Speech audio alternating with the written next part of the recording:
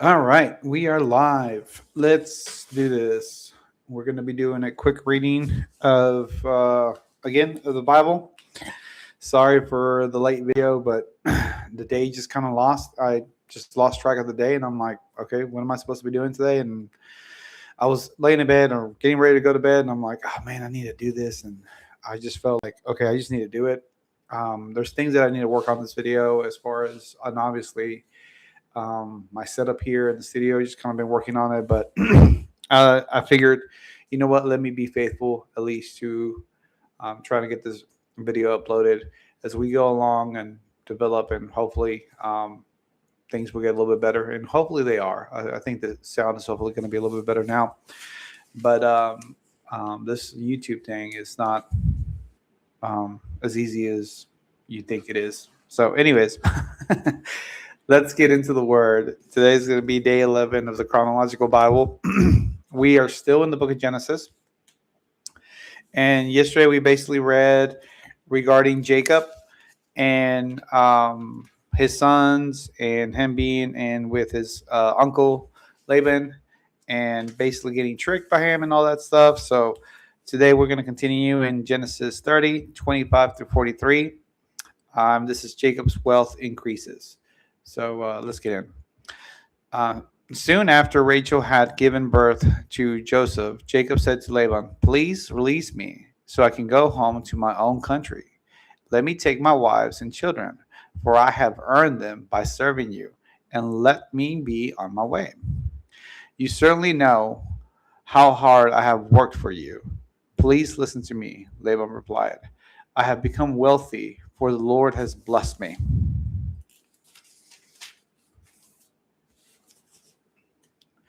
Because of you, tell me how much I owe you. Whatever it is, I'll pay it." I just kind of butchered that, but it's okay. Jacob replied, "You know how hard I've worked for you, and how your flocks and herds have grown under my care. You had little indeed before I came, but your wealth has increased enormously. The Lord has blessed you through everything I've done. But now, what about me? When can I start providing for my own family?" "What wages do you want?" Laban asked. Jacob replied, "Don't give me anything. Just do this one thing, and I'll continue to tend and watch over your flock. Let me inspect your flocks today and remove all the sheep and goats that are speckled and spotted along with all the black sheep. Give me these to me as my wage. In the future, when you check on the animals you have given me as my wage, you'll see that I have been honest. If you find any in my flock, any goats without speckles or spots, or any sheep that are not black, you will know that I have stolen them from you." "All right," Laban replied, "it will be as you say." But that very day, Laban went out and removed the male goats. They were streaked and spotted. All the female goats, they were speckled and spotted or had white patches. All the black sheep, he placed them in the care of his own sons, who, who took them a 3 days' journey from where Jacob was. Meanwhile, Jacob stayed and cared for the rest of Laban's flock. Then Jacob took some fresh branches from the poplar almonds and plant in and plane trees and peeled off the strips of bark, making them white streaks on them. Then he placed these peeled branches in the watering troughs where the flocks came to drink, for that was where they mated. And when they mated in front of the white streaked branches, they gave birth to young that were streaked and speckled and spotted. Jacob separated those lambs from Laban's flock, and at mating time he turned the flock to face Laban's animals, that they were streaked or black.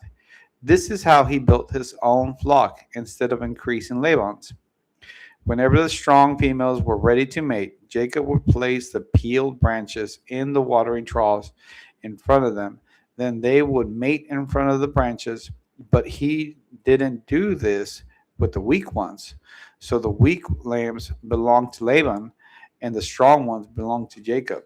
As a result, Jacob became very wealthy with large flocks of sheep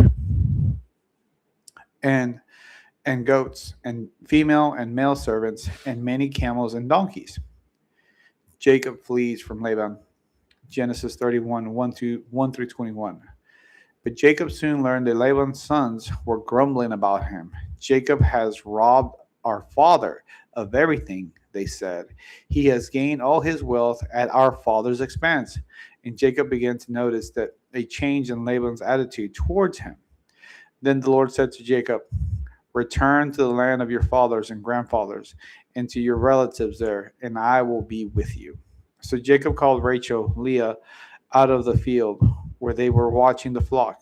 He said to them, I have noticed that your father's attitude towards me has changed, but the God of my father has been with me. You know how hard I have worked for your father, but he has cheated me, changing my wages 10 times. But God has not allowed him to do me any harm. For if he said speckled animals will be your wages, the whole flock began to produce speckled young. And when he changed his mind and said the striped animals will be your wages, then the whole flock produced striped young. In this way, God has taken your father's animals and given them to me. One time during the mating season, I had a dream and saw that the male goats mating with the females were streaked, speckled, and spotted. Then in my dream, the angel of God said to me, Jacob. And I said, and I replied, yes, here I am. The angel said, look, and you will see that only the streaked, speckled, and spotted males are mating with the females of your flock. For I have seen how Laban has treated you. I am the God who appeared to you in Bethel, the place where you anointed the pillar of stone and made your vow to me. Now get ready and leave this country and return to the land of your birth. Rachel and Leah responded, that's fine with us. We won't inherit any of our father's wealth, anyways. He has reduced our rights to those of foreign women. And after he sold us, he wasted the money you paid him for us. All the wealth God has given you from our Father legally belongs to us and our children. So go ahead and do whatever God has told you. So Jacob put his wives and children on camels, and he drove all his livestock in front of him. He packed all the belongings he had according to and had acquired in Padoram and set out for the land of Canaan, where his father Isaac lived. At the time they left, Laban was a distance away shearing the sheep. Rachel stole her father's household idols and took them with her.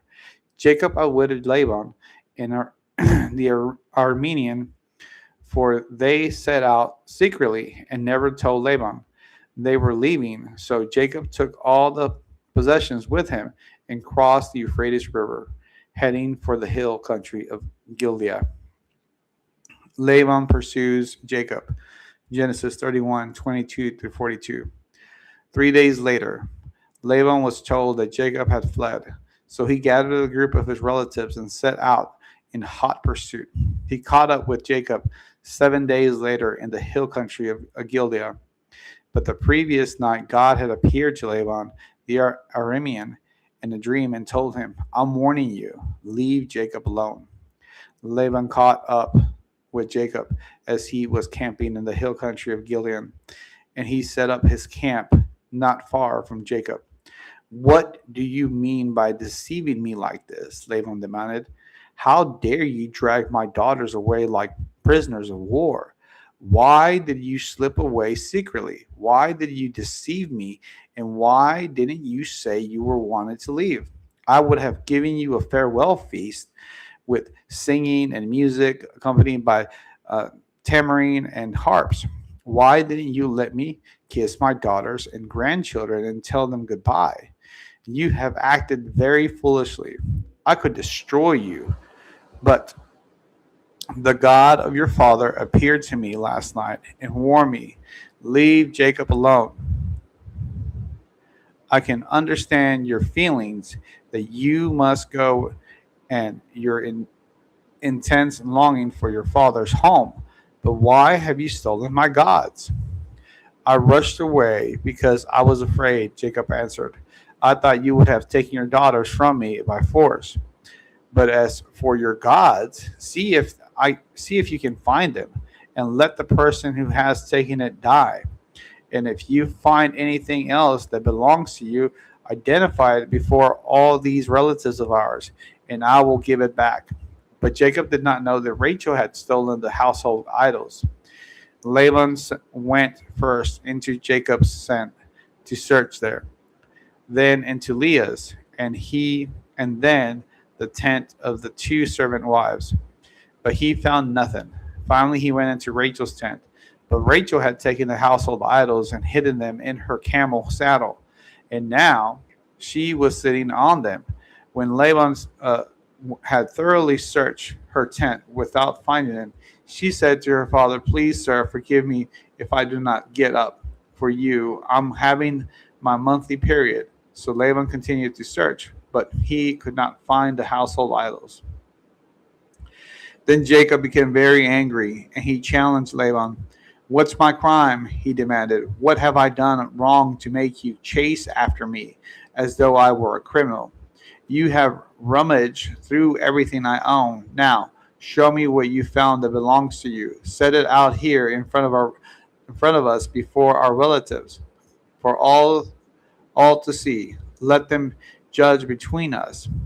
For 20 years I have been with you, caring for your flock. In all that time your sheep and goats never miscarried. In all those years I never used a single ram of yours for food. If any were attacked or killed by wild animals, I never showed you the carcass and asked you to reduce the count of your flock. No, I took the loss myself. You made me pay for every stolen animal, whether it was taken in broad daylight or in the darkness of night. I worked for you through the scorching heat of the day and through the cold and sleepless nights. Yes, for 20 years I have slaved in your house. I worked for 14 years earning your two daughters and then 6 more years for your flock, and you changed my wages 10 times. In fact, if the God of my father had not been on my side, the God of Abraham and the fearsome God of Isaac, you would have sent me away empty-handed. But God has seen your abuse and my hard work. That is why he appeared to you last night and rebuked you. Jacob treated with Laban. Then Laban replied, "These women are my daughters. These children are my grandchildren. These flocks are my flocks. In fact, everything you see is mine. But what can I do now about my daughters and their children?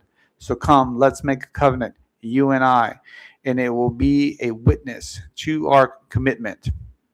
So Jacob took a stone and set it up as a monument. And then he told his family members, "Gather some stones." So they gathered stones and piled them in a heap. Then Jacob and Laban sat down beside the piles of stones to eat the covenant meal. To commemorate the event, Laban called the place Jehar Shedaho, which means witness pile in Aramaic. And Jacob Gal- called it Galilee, which means witness pile in Hebrew.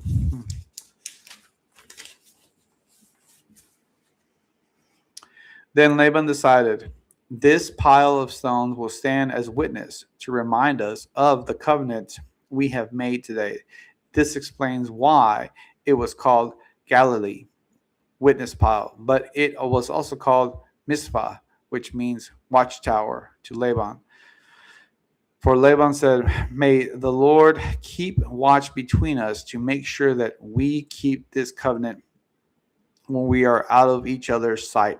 If you mistreat my daughters, or if you marry other wives, God will see it, even if no one else does. He is a witness to this covenant between us. See this pile of stones," Laban continued, "and see this monument I have set between us. They stand between us as a witness of our vows. I will never pass this pile of stones." to harm you, and you must never pass the stones or this monument to harm me. I call on the God of our ancestors, the God of your grandfather Abraham, and the God of my grandfather Nahor, to serve as judge between us." So Jacob took an oath before the fearsome God of his father Isaac to respect the boundary line. Then Jacob offered a sacrifice to God there on the mountain and invited everyone to a covenant feast. After they had eaten, they spent the night on the mountain. Laban got up early the next morning and kissed his grandchildren and his daughters and blessed them. Then he left and returned home. Man, so that dream is always just fascinating as far as how Jacob was given the dream of how to basically multiply the flock to where it would be a blessing to him. I always wonder, like, we're living in a time with AI and just, I mean, the world is changing so much. And that's actually been one of my prayers that I've been asking here lately. I'm like, Lord, show us these witty ideas, show us dreams, show us revelation as far as like how do we navigate through this world.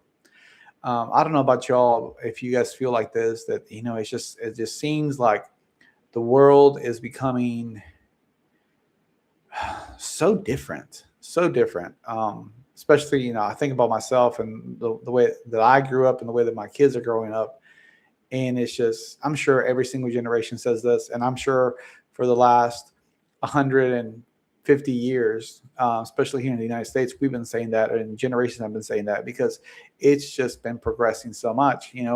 From the last 200 years, we went from horse and buggy to now we're got self-driving cars and artificial intelligence that it's basically doing things that man used to do. So anyways, don't want to get into a big tangent, but another thing that really stands out to me as far as in that scripture, and we'll read as we get along more with along the story, but with Rachel stealing the idols of her father's house. So I remember a preacher one time talking about that the whole reason, if you study that Middle Eastern culture, and as far as what the idols represented, is that whoever possessed the household idols would possess whatever belonged to that household. So in a way, it's almost like taking the deed or the title of the property. That's kind of what I understood. I haven't checked that, but I always thought that was fascinating, because it's just kind of like one of those things like, why did Rachel steal that? Why did she do that? And I also, I think that God puts things like that in the Bible for us to search it out and kind of like, all right, explore and see what else how deep can we go? Because I know it's just a kind of a random fact, right? But then to me, it's interesting that as we go on into the story, that Rachel does die because, Jacob basically cursed her unknowingly. He didn't know that she had stolen the idols, but he told Laban, hey, whoever you find these gods with, let them die. Even though he didn't find them, it's later on in the story, we'll read how Rebecca dies. And it's just like, in a way, I kind of feel like Jacob's getting a little bit of a taste of his own medicine, but at the same time, obviously, God has been with him. And I'm not saying that, oh, God punished him for all his trickery and everything that he did, and by causing him to curse his wife and then her dying.